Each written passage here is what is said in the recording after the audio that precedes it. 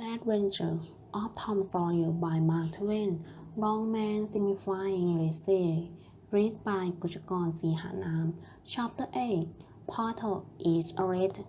Just before midday, the whole village was electrified by the shouting news. It was reported that a body had been found close to the murdered man. Somebody had recognized it and stated that it belonged to Porter. It was said that a villager, driven on his way home, had come across Porter washing himself in the stream about 1 o'clock in the morning, and then Porter had at once carved off.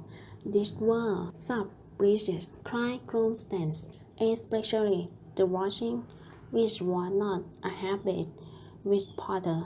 Horsemen had gone inches down, and the road in every direction, and the sheriff was confident that he would be captured before night. Of course, the people were given a holiday that afternoon. All the villagers were flocking to the graveyard. Tom Hurstbeck vanished, and he joined the protection. The dreadful place drew him like a magnet. In spite of himself, that somebody punished his arm. He turned and he eyed me angrily. Poor young fellow, this ought to be a relation to grave robber. Porter will hang for this if they catch him. These were the general remarks. Now, Tom shivered from head to heel, for he caught sight of the strange face of Rising Joe. At his moment, the crowd began to hurry forward, and voice south east Porter. He's calming himself. Look out! He's turning. Don't let him get away. People in the branch of the tree over Tom's head said that he was not trying to get away, but that he only looked doubtful and lost. The crowd fell apart now, and the sheriff came toward, leading Porter by the arm. The poor fellow's face was as white as a sheet, and his eyes showed the fear that was in his heart. When he stood before the murmured man, he pushed his face in the hand and burst into tears. I didn't do it, friends, he moaned. I swear I didn't do it. Who accused you?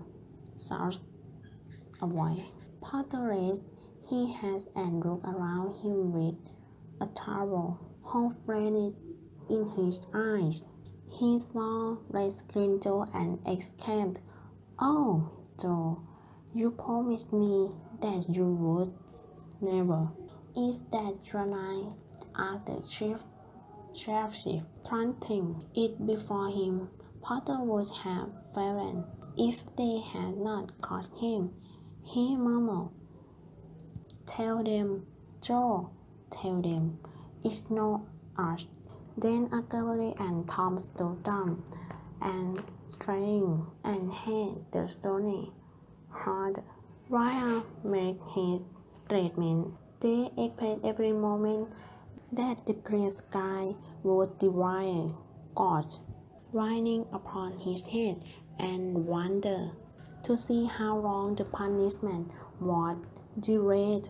When he had finished and still stood olive and whole, their weak intention to break their oath and save the poor returned personal rights, fresh and vanished.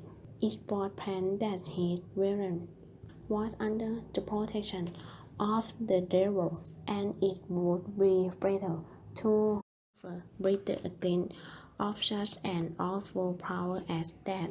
He had now become the most utterly interesting person there has ever looked upon, and they could not take their eye off his face. They inwardly rejoiced towards him at night when they had an opportunity, in the hope of catching sight of his deathful mother.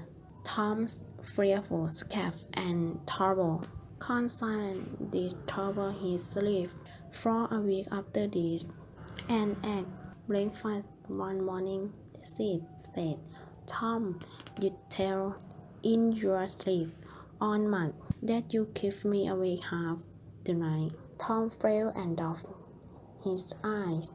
"It's a bread fly," said Aunt Polly. "Was it warning you, Tom?" "Nothing, nothing that I know of." But the boy's hand shook so much that he spilled his coffee. "And you do talk such queer nonsense," Sis continued. "Last night you said, 'It's what? It's what? That's what it is.' You said that over and over again." Aunt Polly came to Tom's relief without knowing it. "It's that dreadful moment," he said. "I dream about it almost every night myself. Sometimes I dream that I did it." Every day or two during this time of sorrow, Tom went to the persons a little break, brewing at the edge of the village. When he has a chance, he slipped small comforts such as tobacco and match to the bar below, to the murmurer discreetly. As Tom considered, the village girl had a strong desire to be rescued for body snatching, but he was regarded as such a scoundrel that nobody was willing to take the lead in the matter, and so it was given up.